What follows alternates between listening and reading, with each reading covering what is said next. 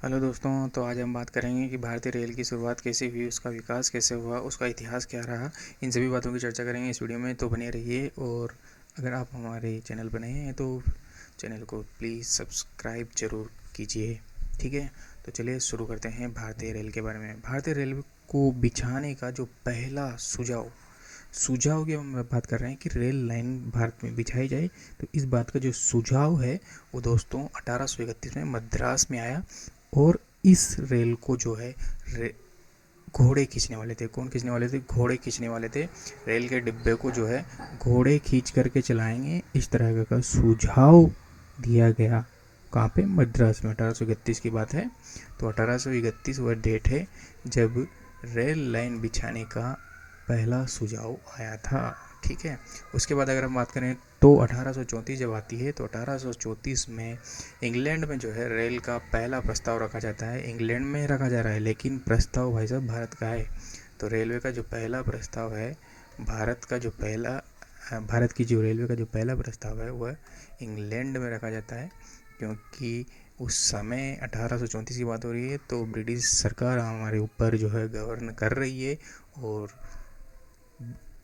जो भी प्रस्ताव है वो पारित कहाँ से होकर के आएंगे? वो जाहिर सी बात है कि इंग्लैंड की संसद से होकर के आएंगे। तो वहाँ पे प्रस्ताव रखा जा रहा है, और उस प्रस्ताव को जो है वहाँ के रेलवे के जो प्रोमोटर्स हैं, वित्तपति हैं, भारत से व्यापार कर रहे जो व्यापारी घराने हैं, और तमाम तरह के जो कपड़ा उत्पादक हैं, उनसे भारी राजनीतिक समर्थन मिलता है। यानी कि भारी राजनीतिक समर्थन मिलता है रेलवे प्रोमोटरों से, वित्तपतियों से, भारत से व्यापार कर रही व्यापारिक घरानों से, यानी और कपड़ा उत्पादकों से। ये सारे के सारे लोगों ने भयंकर समर्थन किया कि हाँ बिल्कुल, इंग्लैंड छोड़िए, अब भारत में जो है रेल लाइनें बिछाइए।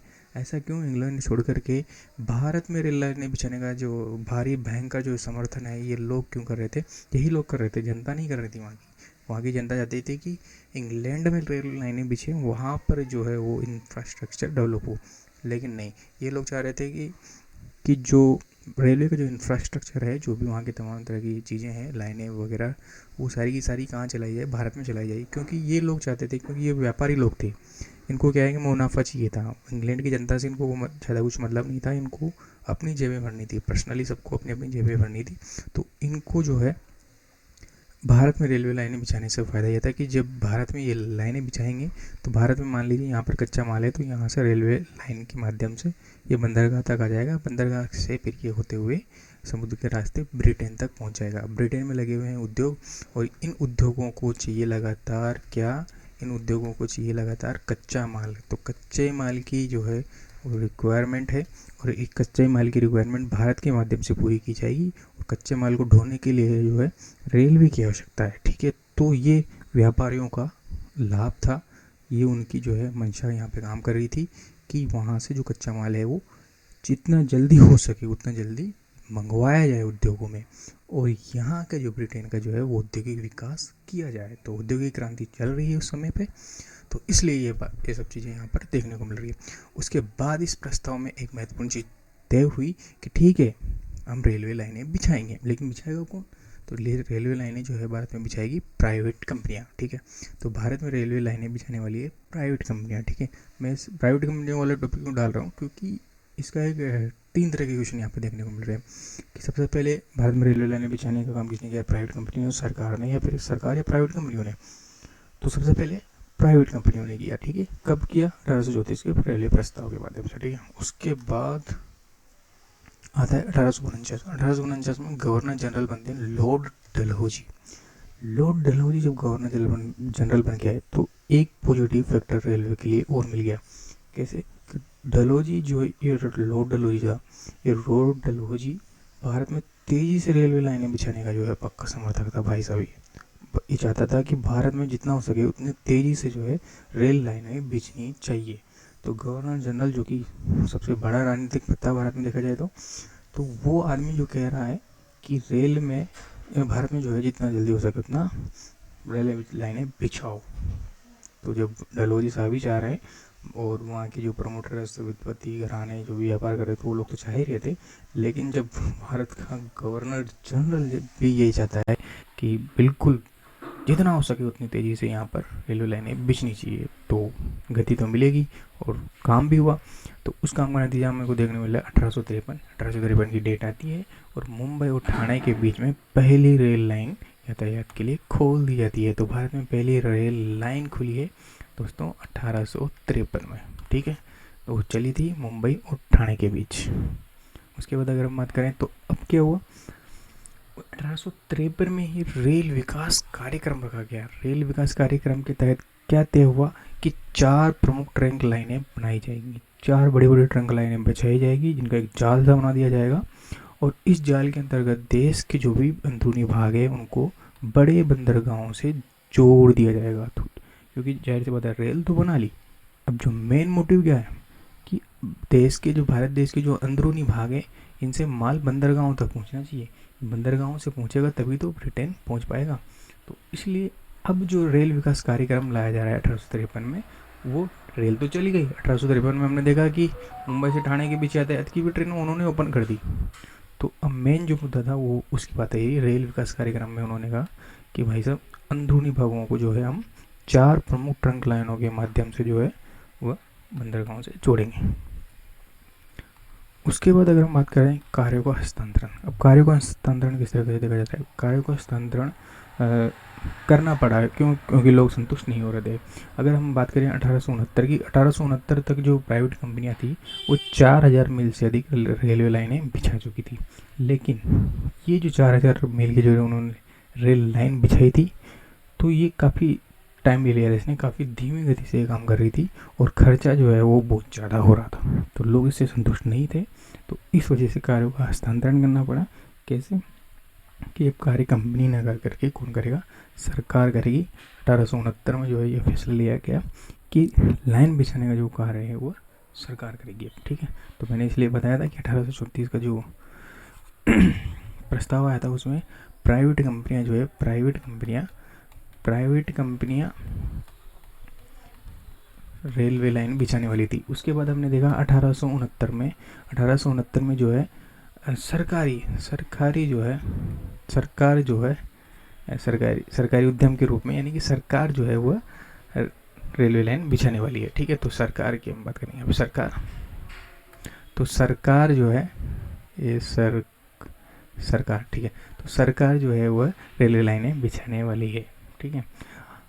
लेकिन उसके बाद भी क्या हुआ कि जब सरकार ने भी बिछाना शुरू किया तो उससे वहाँ पे जो माल पहुँच रहा था ब्रिटेन में, तो उसके जो उद्योगपति थे वो जो भारत में जो अधिकारी गण काम कर रहे थे, वो जो रफ्तार थी सरकार की रेलवे लाइनें बिछाने की, तो उससे भी वो खुश नहीं हुआ कि नहीं इतना भी पर्याप्त नहीं है, हमें और स्पीड चाहिए। तो फिर से कार्य का हस्तांतरण हुआ। अब कार्य का हस्तांतरण किस प्रकार का हुआ, पहले प्राइवेट कंपनियों ने बिछाया, फिर सरकार ने काम शुरू किया, प्राइवेट कंपनी तुम रहने दो सरकार बिछाएगी, ठीक है। उसके बाद जब आता है 1880 में प्राइवेट कंपनी और सरकार दोनों मिलकर रेलवे लाइनें बिछाने लगी, ठीक है। अब भाई साहब दोनों मिल गए। तो 1830 में एक आदमी ने बिठाया, यानी प्राइवेट कंपनियों ने रेलवे लाइनें बिछाने का काम किया। 1869 में सरकार आई और 1880 में अब भाई साहब दोनों मिल चुके हैं, दोनों मिल के काम करेंगे। तो जब दोनों ने मिलकर काम किया तो 1905 तक भोकाल मचा दिया भाई। 28,000 मील लंबी लाइनें बिछ चुकी थी। तो इस तरीके से जो है रेलवे लाइन में जो है लाइनें बिछाने का काम हुआ। उसके बाद अगर बात करें तो रेलवे विकास का जो इतना महत्वपूर्ण काम हुआ उसमें 3 महत्वपूर्ण तथ्य हैं जो आपकी खोपड़ी हिला देने वाले हैं। किस तरीके से कि रेल लाइन का जो विकास हुआ है इसमें 350 करोड़ रुपए की पूंजी लगी थी। अब सारी 350 करोड़ रुपए की जो पूंजी थी पूरी की पूरी ब्रिटेन के पूंजीपतियों की थी। अब ब्रिटेन के पूंजीपतियों की पूरा का पूरा पैसा, भारत के लोगों का पैसा था लेकिन नगण्य था। इसको नगण्य माना है इतिहासकारों ने कि भारत के लोगों का जो पैसा लगा हुआ था ट्रेन में वो लगभग नगण्य था, सारा का सारा ब्रिटिश पूंजीपतियों का था। और दूसरी महत्वपूर्ण बात कि आरंभ के 50 सालों तक भाई साहब रेल का जो है वित्तीय घाटा ही रहा। अब रेल में वित्तीय घाटा रहा और सरकार जमानत दे चुकी कि भाई साहब 5% लाभ निकाल के देंगे। यहाँ तो लाभ तो दूर की बात है, यहाँ तो घाटे में चल रही है। अब जमानत दी है सरकार ने और पैसा किसका है भाई साहब, ब्रिटिश पूंजीपतियों का। अगर भारतीयों का पैसा होता तो सरकार कोई नहीं, ठीक है घाटा चल रहा है, हम क्या कर सकते हैं बोल सकती थी। लेकिन पैसा भाई साहब ब्रिटिश पूंजीपतियों का है, तो उनको तो पैसा देना पड़ेगा। सरकार ने जमानत दी है तो उनका पैसा सरकार ने दिया, ठीक है। तो भारतीयों से भी कैसे भी नोचा छीना, पर भारत से पैसा निकाल करके उन्होंने ब्रिटिश पूंजीपतियों को वो पैसा 5% के लाभ पर दिया।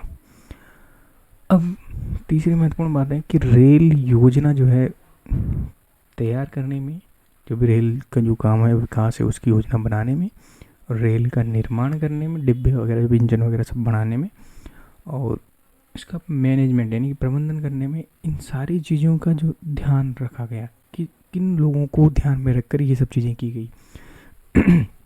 यानी कि जो रेल की जो योजना बन रही है वह किसके हितों को ध्यान में रख कर के योजना बनाई जा रही है कि रेल का विकास ऐसे ना ऐसे हो, रेल का निर्माण ऐसे ना इस तरीके से हो, यहाँ पटरियाँ बिछे यहाँ नहीं बिछे, और इसका जो मैनेजमेंट है वो किस प्रकार से रखा जाए, कहाँ कितना शुल्क कैसे कितना किया जाए, यानी कि आयात के लिए शुल्क ज़्यादा रखा जाए, निर्यात के लिए रखा जाए, या फिर घरेलू जो यातायात के लिए है उसका शुल्क ज़्यादा रखा जाए या कम रखा जाए। तो इन तमाम सारी बातों का जो है अगर ध्यान रखा गया तो किन लोगों के हितों को में ध्यान रख करके ये सब मैनेजमेंट का जो है वो कार्य किया गया, रेल की योजना तैयार करना हो, निर्माण करना हो या प्रबंधन करना हो। तो इन सारी बातों का जो है किन लोगों के हितों को ध्यान में रख करके ये चीज़ें की जा रही थी। तो ये महत्वपूर्ण बात है यहाँ पे समझने की कि यहाँ पर भारतीय, क्योंकि भारत में जो है रेल बिछ रही है, तो भारतीय लोगों के हितों को ध्यान में रख करके क्या रेल की योजना बन रही है, क्या रेल की पटरियों का निर्माण क्या भारतीयों की सुविधा के लिए हो रहा है, क्या रेल का जो मैनेजमेंट है शुल्क वगैरह जो भी है वो क्या भारतीयों के लिए हो रहा है। तो ऐसा बिल्कुल नहीं था। तो रेलवे की जो पूरी योजना थी उसका जो निर्माण हो रहा था, जो किस तरीके से उसका निर्माण किया जा रहा था, ये सारी चीज़ों का जो है ध्यान रख कर के जो काम किया जा रहा था वो था ब्रिटेन के जो ब्रिटिश अधिकारी थे उनकी हितों को देख करके, यानी कि ब्रिटिश लोगों के जो हित थे उनके हितों को देख करके रेलवे की जो योजना बन रही थी, उनके हितों के हिसाब से रेलवे लाइनें बिछ रही थी।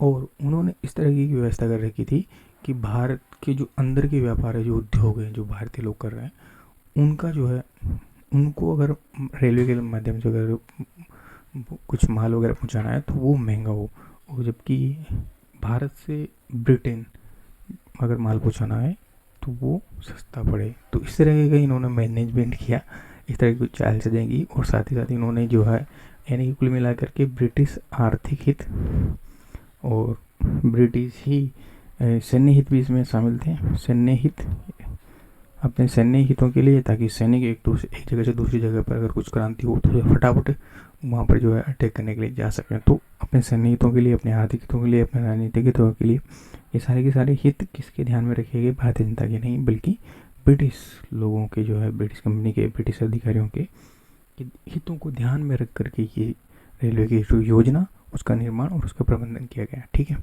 तो ये था हमारा रेलवे के महत्वपूर्ण विकास, और उसके बारे में हमने जाना कि कैसे किस तरीके से जो है रेलवे का विकास हुआ, क्या उसका इतिहास रहा, किसके लिए बनाई गई, क्यों बनाई गई, किसने पैसा लगाया, कितना ब्याज मिला, कितना नहीं मिला, घाटा कब तक रहा, और क्या इसके चरण रहे। इन तमाम बातों की चर्चा हमने इस वीडियो में की। अगर आपको अच्छा लगे तो please like and subscribe share जरूर कीजिए। धन्यवाद।